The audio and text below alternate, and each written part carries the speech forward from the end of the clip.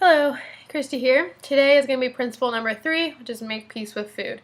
This is probably one of the more difficult principles, but it's really important, and you can't really move on until you've done this principle, or at least started doing it. So, making peace with food, I just want to read how she starts off the chapter because I think it's really relatable.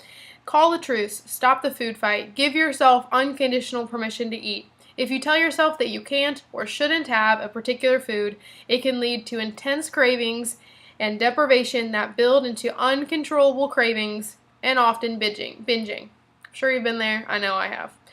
When you finally give in to your forbidden foods, eating will be experienced with such intensity, it usually results in Last Supper overeating and overwhelming guilt. You know, that Last Supper when I'm going to start my diet tomorrow, I better eat all the bad food in my house, I better eat all the food that I'm not going to be allowed to eat starting tomorrow. And then, the more and more that you diet, the closer and closer those Last Suppers become, because it just gets harder and harder and more impossible to do. So basically, the peace process. So how do you make this peace with food? The most effective way to instill the belief in yourself that you can handle eating any food is to actually do it. It becomes proof for yourself that you can handle these foods and that they don't have this magical power over you or that you have this crazy lack of willpower. And what's crazy too is that as you go through this process, and we'll talk about how to do that, you might discover that some of these foods that you've been intensely craving or wanting while you're dieting aren't even that good, or you don't even want them. I'll give you a perfect example. Yesterday I was going through this process again, and I went out and bought a ho-ho, or a Swiss roll, whatever you want to call them, and an oatmeal cream pie. Used to love them. Okay, so I sat down, put them in front of me, went through the whole process, took a bite of each. Okay, I used to love oatmeal cream pies, and I make them myself now, so it's not really fair because I feel like I make them better. But I could have sworn that I was going to love this oatmeal cream pie, and I kid you not, I took one bite, and I was like, this sucks, and I'm not going to lie, if I liked it, I would have eaten it. I didn't like it. I gave it to my dogs, and I do not share with my dogs unless I don't like something, because I want the food. So I gave it to my dogs, okay? And I thought that I liked that food, and I thought that because I wasn't allowed to have it. And you will discover that with some foods for sure. So before we get to how to do it, some fears that you might have about making the peace with food and giving yourself unconditional permission to eat any food. There are some common ones, right? The most common one is I won't stop eating. I'm going to eat all of the food, which I totally get because we're coming from a diet mentality. We're coming from a place that when we did eat those foods, we did overeat them every single time. So it makes sense that we wouldn't think that we'd be able to. But the problem is during those times we were in a diet mentality. I mean, think about it. So when you were a little kid, let's say your main forbidden food is, I don't know, we'll say it's an oatmeal cream pie. Okay, when you were a little kid, if your mom would have brought oatmeal cream pies home before you started dieting, before you started thinking about all this crap, you probably would not have gone to that box and been like, oh, I have to eat all these because they're going away tomorrow and I shouldn't be eating them, so I gotta eat them all. No. I mean, you may have eaten one or two, but you did not go crazy because they were going to go away, okay? That started happening because you started restricting and depriving yourself of those things. So the second you taste it, your body is like, give me more, because you never give me enough. You're always depriving me, and I don't know if I'm going to get this again. So it's not your lack of willpower, it's just your body demanding more because it doesn't trust that you're going to feed it enough in the future. And eventually, that turns into a habit.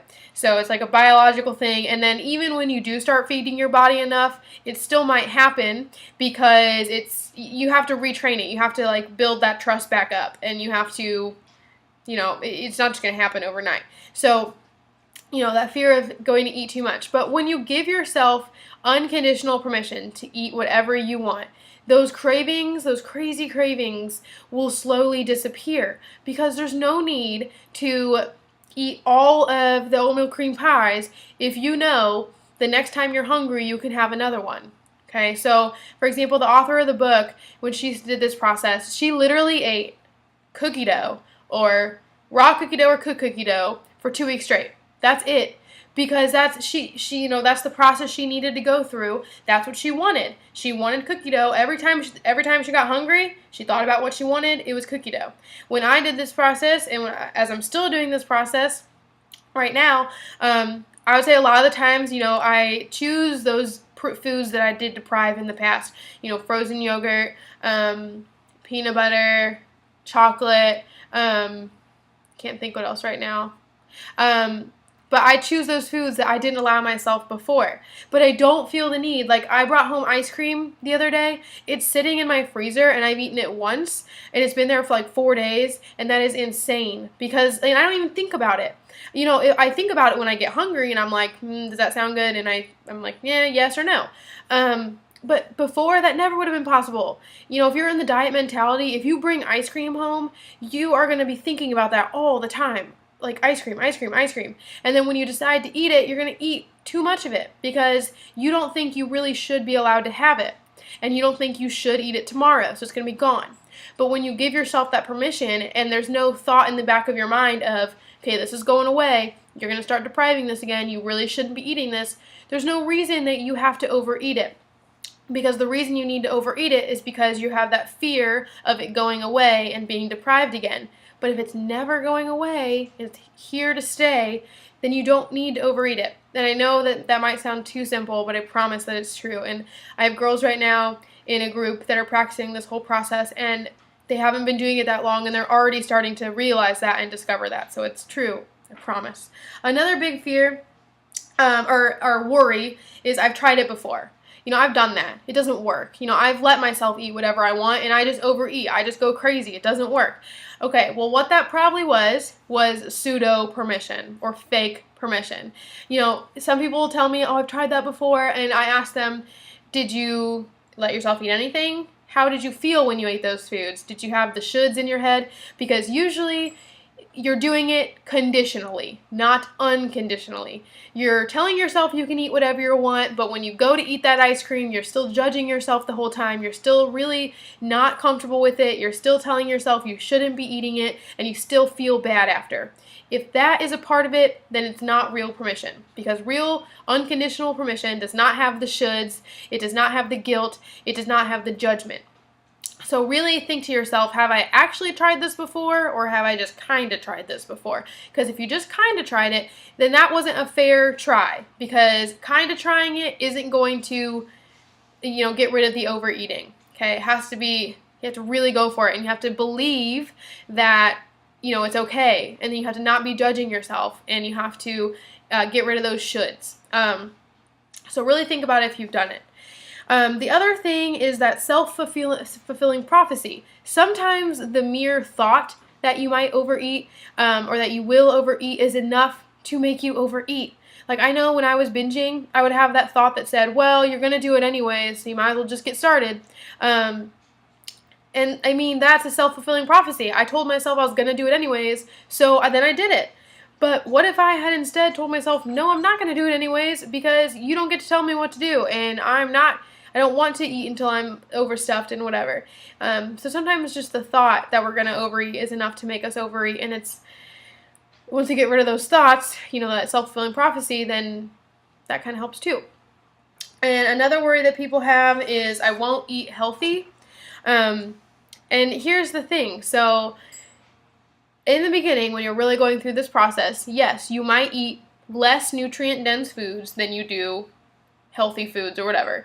But that's all part of the process. And our bodies know what we need and will tell us what we need. And eventually, you will work your way through this process and you will naturally want those more nutrient-dense foods because that's what your body thrives on.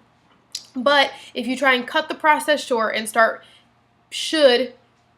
get that should voice and start eating those healthy foods because you feel like you're not getting there fast enough and you're not starting to eat healthy fast enough, you're going to sabotage the process because you need to let yourself get to that point naturally. So you're eating those foods because you want to and because they sound good and because they satisfy you, not because you should or because you feel bad that you're not. Okay.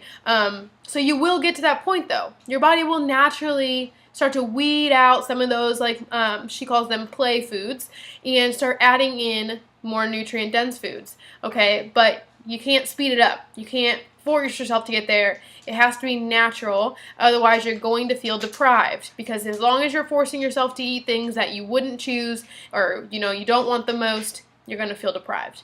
And the last big issue is self-trust, lack of self-trust. Dieting has taught us not to trust ourselves. It has taught us that we can't be trusted. We can't do this by ourselves. We need the dieting. We need the rules, because guess what? When we don't have them, we gain all this weight.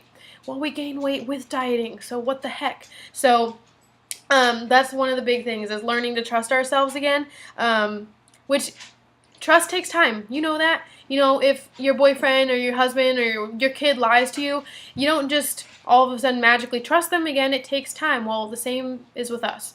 So just realize that you can be trusted. Dieting taught you not to trust yourself because dieting needs you not to trust yourself, so you need the diet. Because as long as you trust yourself, diets aren't needed. So it needs you to not trust yourself. It needs you to think that you're the problem, that you don't have the willpower, because otherwise they are not needed.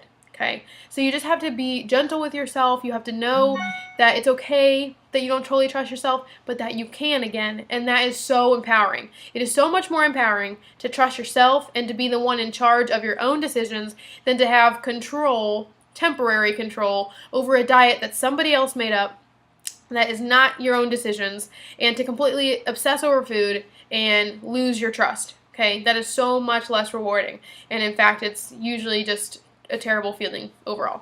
Okay, so that's kind of the worries with the Make Peace with Food. Captain America. How do we make the peace then, right? Okay, we're not just going to magically think about it and be like, all right, I've made peace. Yay, all done. Action. You have to do something. So here's what she talks about doing, and it is amazing. It's a great process. So going to get a piece of paper. Here's my hunger journal, or computer if you would rather type. So you're going to make a list of the foods that appeal to you, you enjoy eating, whatever. I actually had to get on Pinterest and scroll through food pictures, because if you've been stuck in the dieting mentality long enough, I promise you, you have forgotten about some of the foods that you enjoy because you've been forced to, because you're not supposed to eat them.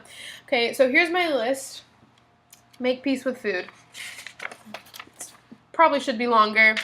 Okay, those definitely are not all the foods that I enjoy, but it's a huge start.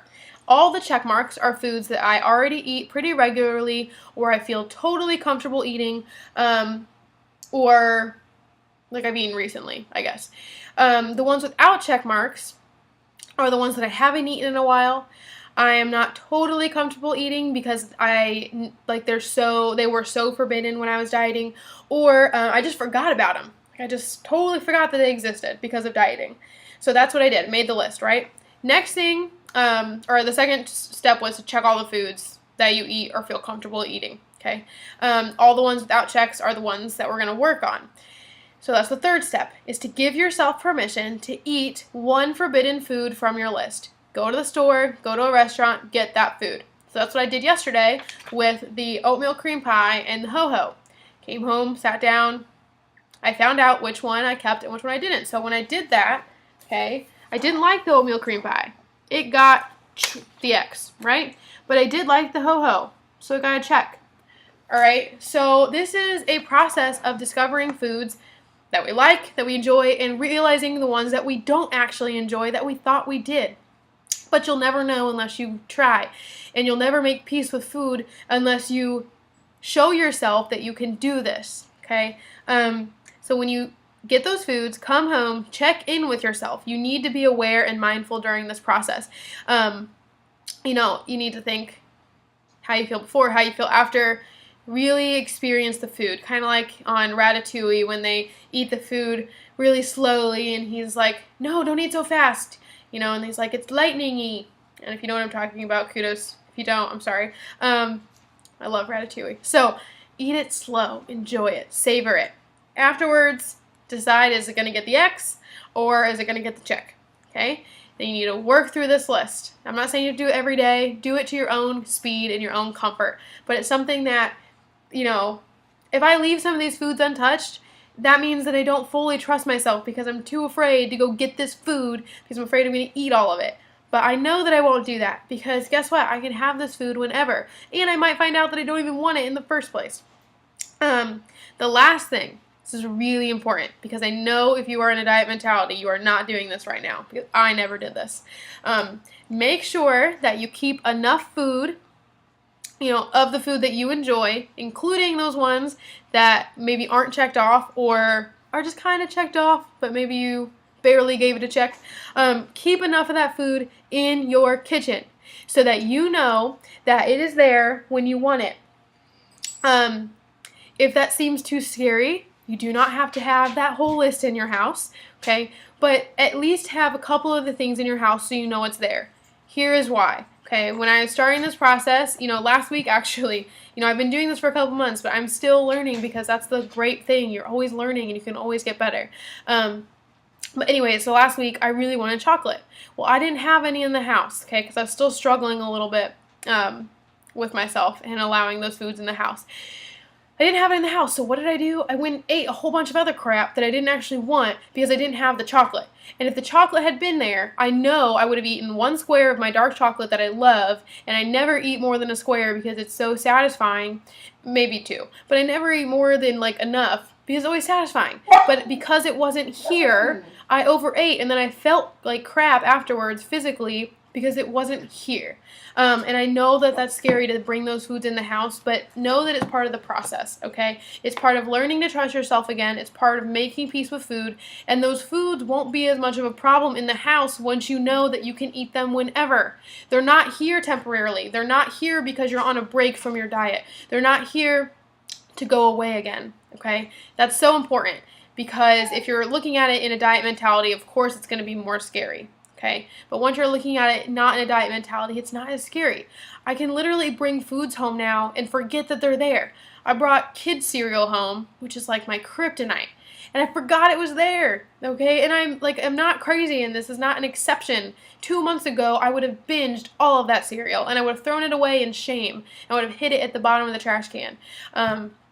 So it is possible. Okay, and it's just a matter of getting through those first two principles and actually taking action and letting yourself learn to trust yourself again. If you have gone through this or you're doing it or you have more worries or concerns, I have more videos that answer some of those concerns on the common questions video tab, about gaining weight and things like that. So that might help. Otherwise, just comment below. If you've done this and it's worked for you, please let us know because it does work. It does. So I hope that you try this out. If you do, let us know below if you decide to give it a go. Good luck to you, and just know that it's so freeing. It's actual freedom. Okay? So good luck, and I will see you for principle number 4, challenge the food police.